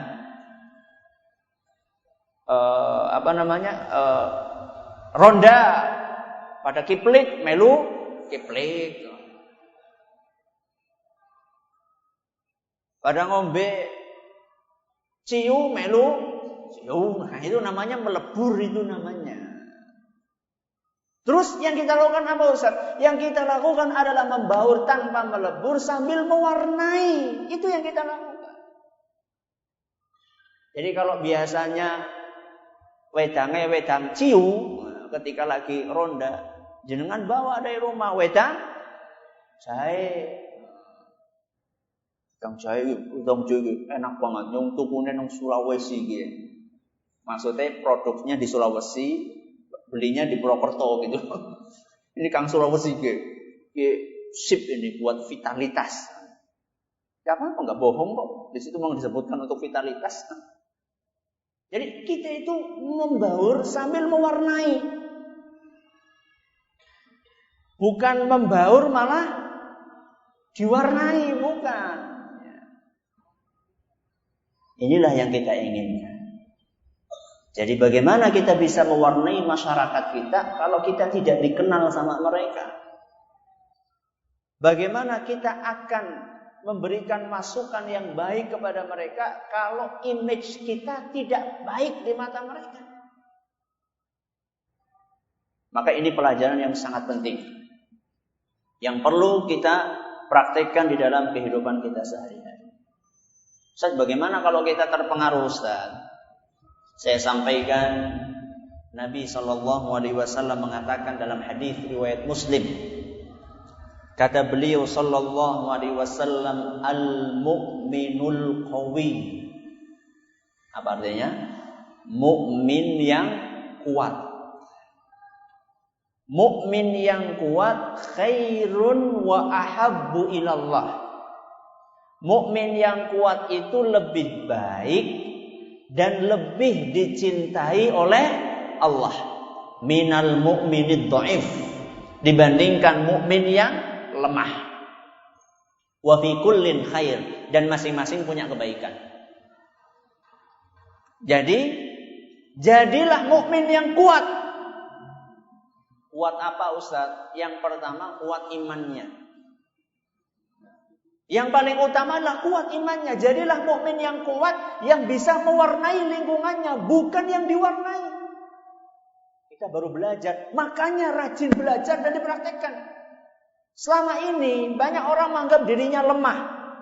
Maksudnya itu gak mau menguatkan keimanannya, menyerah dengan keadaannya. Ya saya dulu cuma kayak gini saja. Enggak, kembangkan terus supaya kita bisa mendapatkan pahala yang lebih banyak. Nanti kalau misalnya di masjid ibadahnya nggak benar gimana Ustaz? Itulah pentingnya berbaur sama mereka supaya bisa memberikan nasihat kepada mereka. Loh, nggak pernah sholat di masjid bareng sama masyarakat kok mau mengkritik, mau beri nasihat. Ya nggak akan didengarlah sama masyarakat. Masuklah ke situ, bergaullah dengan mereka, ucapkanlah salam sama mereka, senyumlah, salam sama mereka, berjabatan tangan kalau ketemu. Dengan izin Allah Subhanahu wa taala, lama-lama mereka bukan hanya menerima, bahkan mereka akan memulai bertanya dengan kita. Banyak loh sebenarnya masyarakat kita yang pengen tahu apa yang kita pelajari, apa yang kita amalkan, apa yang kita praktekkan. Banyak mereka yang pengen tahu. Cuman kadang-kadang mereka itu mau ngomong sama kita takut. Wong lu sangar banget, arep takut wedi. Emangnya kita gigit apa? Jangan salahkan mereka, karena kitanya ini mungkin yang kurang bergaul sama mereka, kurang membaur sama mereka, kurang senyum sama mereka, kurang salam sama mereka, kurang ngobrol sama mereka. Maka ini pelajaran yang sangat penting buat kita semuanya. Termasuk membaur nih, termasuk membaur. Membaur ketika pengajian. Membaur ketika apa? Pengajian. Ada kisah aneh tapi nyata. Pada suatu tahun di suatu masjid diadakan pengajian tabligh akbar. Mengundang ustadz dari suatu kota. Oh, nggak ada namanya semuanya Ustaz, tidak apa-apa. Di suatu tahun, di suatu masjid manggil ustadz dari suatu kota. Sebelum pengajian beberapa lama, ya seminggu, 2 minggu, sudah dipromosikan kedatangan ustadz itu di suatu radio. Diumumkan akan datang Ustadz Anu, tabligh akbar. Terus pokoknya, dan radio ini didengarkan oleh banyak orang awam. Akhirnya karena bolak-balik hampir setiap hari dipromosikan, diiklankan. Akhirnya betul pas hari H itu banyak orang-orang awam. Ana diceritain ada di antara mereka yang nyewa angkot gitu, satu angkot ikut ke situ. Apa yang terjadi di situ? Ibu-ibu awam ya. Yang namanya orang awam ya mungkin pakaiannya masih apa?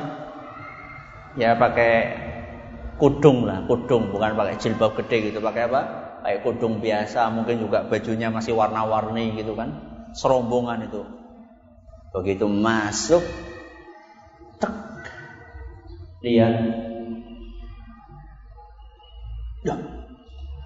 Terus lihat samping, kanan kiri, terus lihat bajunya sendiri.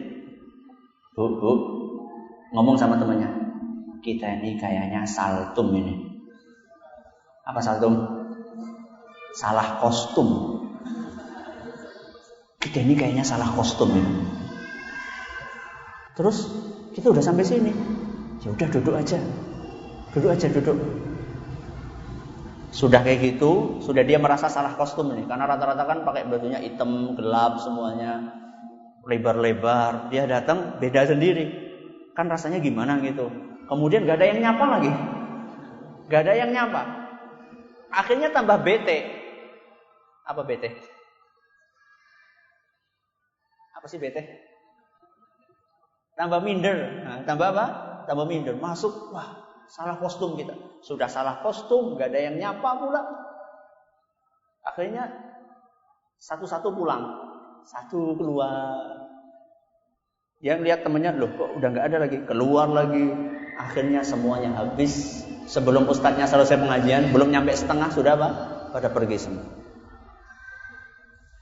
Saya bukan mengatakan, ayo para akhwat, pakaiannya dirubah kayak orang awam. Bukan itu maksud saya.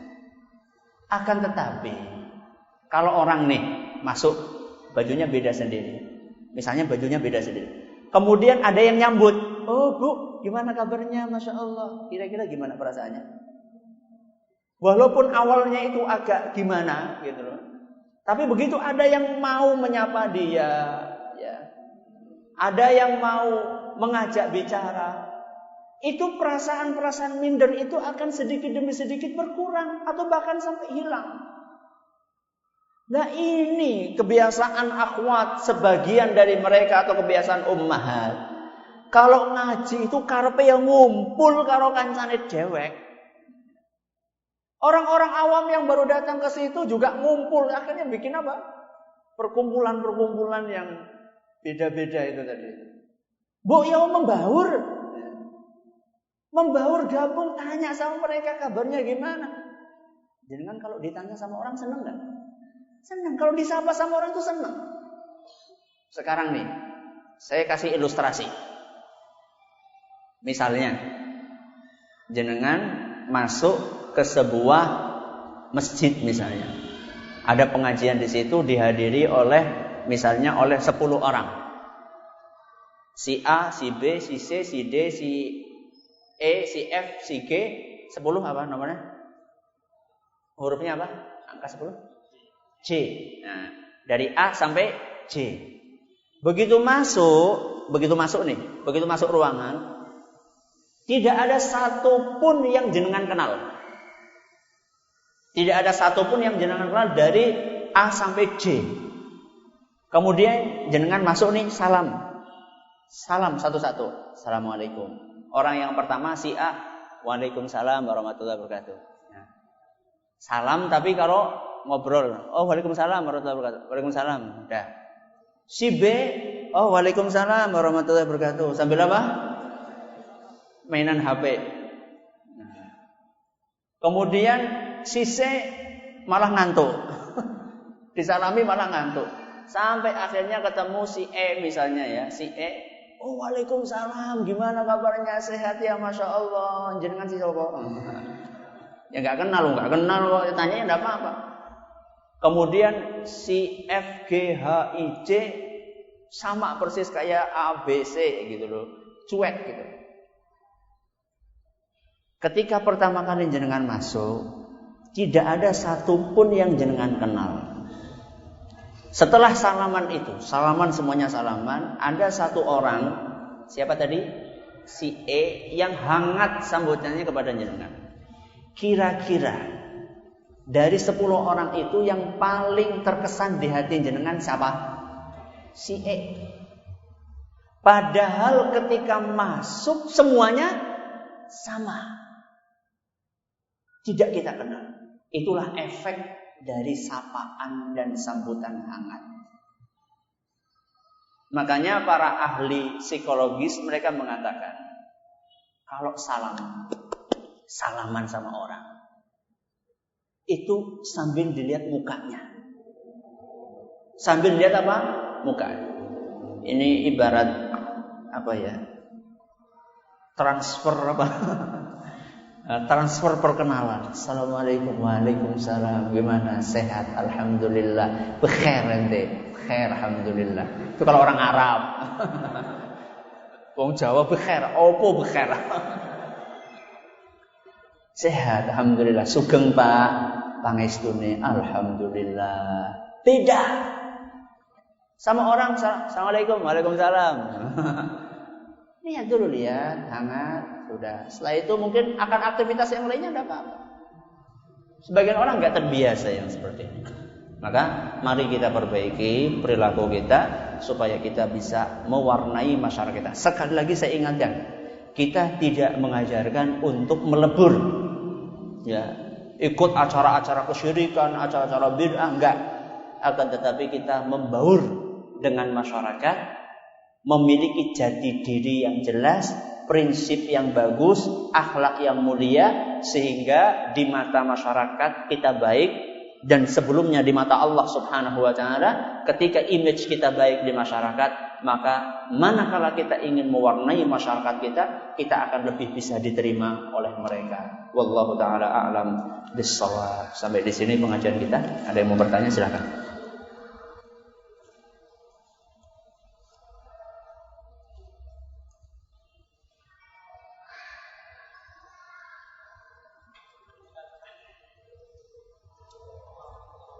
Waalaikumsalam.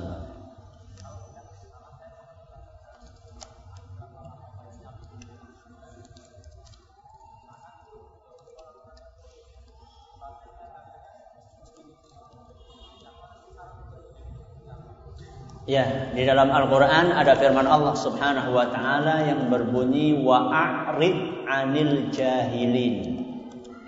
Wa'a'rid 'anil jahilin. Artinya berpalinglah dari orang-orang yang jahil. Para ulama kita menjelaskan bahwa di antara maksud ayat ini, kalau kita menemukan orang-orang kayak tadi itu, misalnya lagi pada main gaple misalnya, atau lagi pada minum, itu kita jangan ikut duduk di situ kalau kita itu tidak ada misi untuk memperbaiki. Sekedar ikut meramaikan majelis tersebut, itu nggak boleh. Itu masuk ke dalam firman Allah tadi, wa'arid 'anil jahilin. Apalagi misalnya lewat ada konser dangdut gitu, orang lagi pada joget gitu, kita pengen dakwah di situ Ustaz, sambil joget, sulit itu. Nah, ya itu termasuk yang harus ditinggalkan. Kalau tadi kan saya nggak mengajarkan seperti itu. Yang namanya ronda secara asal itu kan ya sekedar jaga malam. Kalaupun ada tadi saya katakan wedang ciu, ada gaple, ada kiplik, itu kan sebagiannya. Kalau kita masuk ke situ, penampilan kita dengan penampilan yang islami, saya yakin mereka rikuh. Mereka akan apa? Rikuh. Coba sih jenengan datang ke mereka pakai peci misalnya, kemudian pakai jenggot, pakai sarung, pakai koko, ya. Kemudian mereka mau mengeluarkan gaple itu, mereka rasanya aduh, kepriwe ya. Jadi itulah yang saya inginkan. Nah, itu yang saya. Tapi kemudian juga kita berusaha untuk ngobrol dengan baik. Gak mesti harus ngobrol agama. Gak mesti kita pertama kali, ayo Pak kita ngaji Arba'in Nawawi yuk. Oh, benar. Al-Fatihah aja belum bener. Jadi ketemu orang itu ngobrol materi-materi yang sifatnya bisa dicerna sama mereka. Pekerjaan, masalah keluarga. Jadi gak mesti bahas itu langsung masalah-masalah agama.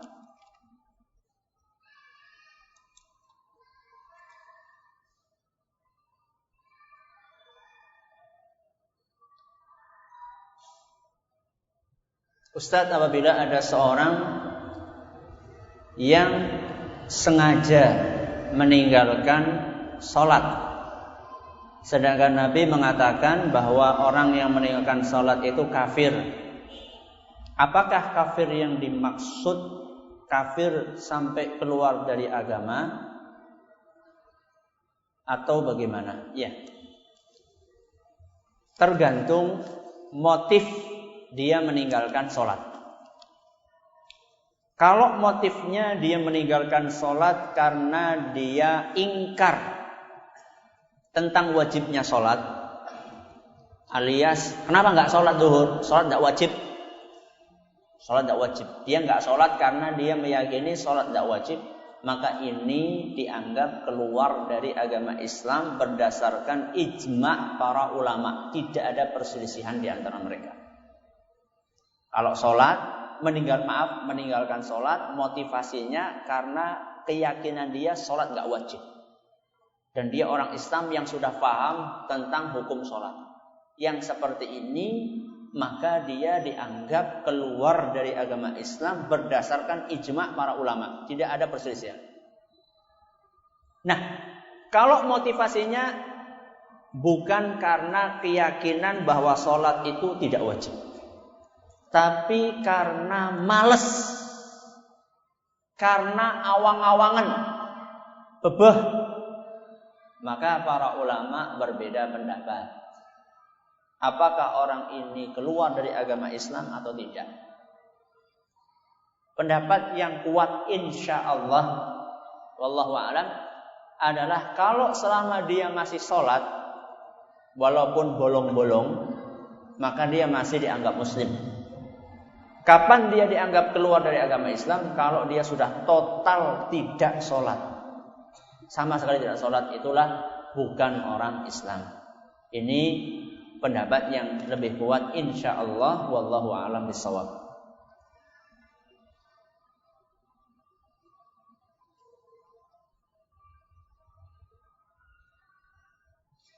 Ustadz, kalau di lingkungan kita ketika rapat RT hampir semuanya merokok, apa yang sebaiknya kita lakukan? Yang Anda lakukan adalah berusaha mencari tempat yang tidak dekat dengan orang yang merokok supaya jenengan tidak ketularan penyakit rokok. Gimana Ustadz, semuanya merokok? Ya di dekat pintu kayak apa-apa. Kemudian pelan-pelan berbicara di situ, menyampaikan. Mungkin tidak harus langsung berbicara masalah rokok. Mungkin berbicara tentang, loh kita ini, anak-anak kita ini banyak ya yang sebenarnya bisa sekolah lebih tinggi. Istri kita sebenarnya bisa kita beri nafkah lebih banyak. Bahkan kita sebenarnya bisa berangkat haji. Andaikan ada pengeluaran tidak perlu yang kita pangkas. Di antaranya apa? Merokok. Sehari berapa itu rokok? Masih ada yang merokok di sini? Sehari 1 bungkus berapa sih? Yang nggak merokok, yang jualan rokok saja. Yang punya warung masa nggak jualan rokok? Oh sudah nggak jualan, alhamdulillah. 1 bungkus itu sekitar 10.000 misalnya ya. 10.000 kali 30 berapa? 300.000. 300.000 kali setahun berapa? 3.600.000. Setahun nih kita bisa nabung 3.600.000. Ngerokok wis pirang tahun. Nah, ada yang dari SD sudah ngerokok, umurnya sudah 60 tahun sekarang. Berarti ngerokoknya sudah berapa tahun? 3.600.000 kali 20 tahun saja. Sudah berapa? 60 berapa? 4 juta. Bisa nggo apa? Bisa nggo mangkat haji. Maka mungkin masuknya lewat seperti itu. Jadi masuknya lewat lewat pembicaraan. Dan tidak harus langsung membahas. Tidak harus langsung membahas saat itu. Karena seperti yang saya katakan, mereka itu sering merasa tidak enak sendiri. Saya ngisi pengajian di kampung. Ketika awal-awal saya ngisi pengajian, ya orang-orang lah, seberapa orang itu gitu, kayak sepur. Kalau ada alarm pemadam kebakaran itu mungkin sudah bunyi. Ya. Tapi ya saya kan juga masalah kesehatan juga saya perhatikan. Saya milih dekat pintu. Monggo Ustaz di sini. Enggak lah, udaranya lebih seger di sini. Kelepos. Itu pengajian pertama, kedua, ketiga, keempat. Sekarang mulai pada yang ngerokok pada keluar, malu sendiri gitu. Jadi alhamdulillah masyarakat kita, apalagi masyarakat Jawa itu masih punya budaya apa? Pakewo. Kita sedikit batuk-batuk saja, banyak sebenarnya orang yang paham. Ya. Atau kita kipas-kipas apa? Kipas-kipas kayak gini, itu sebenarnya orang paham gitu. Cuma ada sebagian orang sing dablek. Tapi insya Allah banyak orang yang nggak dablek gitu loh. Makanya itulah yang bisa kita lakukan. Wallahu a'lam bishawab.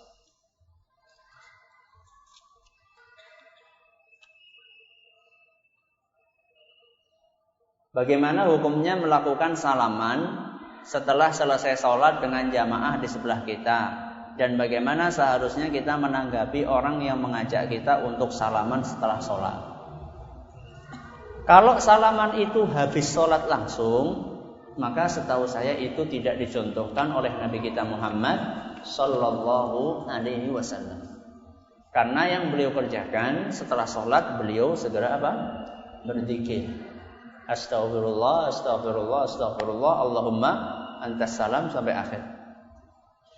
Berarti salaman habis sholat itu tidak dicontohkan oleh Rasul SAW.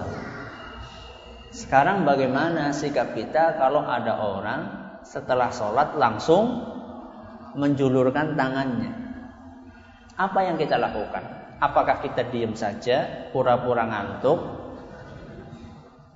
Apa ndeleng didelengaken tok? Atau lebih ekstrim lagi, kita tampel. Apa tampel? Ditepis. Seorang ulama, seorang syekh, di dalam buku beliau yang berjudul Al-Qaulul Mubin fi Akhta'il Musallin. Beliau bernama Syekh Masyhur Salman. Beliau menjelaskan dalam kondisi seperti ini, ketika orang yang di samping kita orang awam, dia belum paham hukumnya, maka saat itu tidak apa-apa kita sambut salaman dia. Artinya dia salaman, kita apa? Kita salaman. Niatnya apa? Niatnya adalah kita bersalaman dengan saudara muslim ketika ketemu. Karena Nabi SAW mengatakan, ma min muslimaini yaltaqiyani fayatasafahani. Andaikan ada dua orang muslim ketemu kemudian saling salaman, maka dosanya akan berguguran sebelum berpisah. Niatnya itu, akan tetapi setelah selesai kita menyampaikan dengan baik kepada beliau, dengan sopan, dengan lembut. Kita sampaikan bahwa sebenarnya yang baik itu salaman bukan habis sholat langsung. Yang baik salaman itu adalah ketika ketemu. Jadi misalnya kayak gini, misalnya kita baru masuk masjid, ketemu sama teman kita salaman. Itu yang lebih apa? Yang lebih baik. Jadi itu solusinya yang diajarkan oleh para ulama kita. Karena kalau kita langsung tepis, itu nanti akan apa? Akan timbul mafsadah, akan timbul fitnah, akan timbul hal-hal yang tidak diinginkan. Maka demi menghindari fitnah tersebut, maka kita bisa lakukan seperti apa yang tadi disampaikan oleh ulama kita. Sampai di sini pengajian kita pada hari ini. Terima kasih atas perhatiannya. Mohon maaf segala kurangannya. Kita tutup dengan membaca Subhanakallahumma wa bihamdika asyhadu an la ilaha illa anta astaghfiruka wa atubu ilaik. Assalamualaikum warahmatullahi wabarakatuh.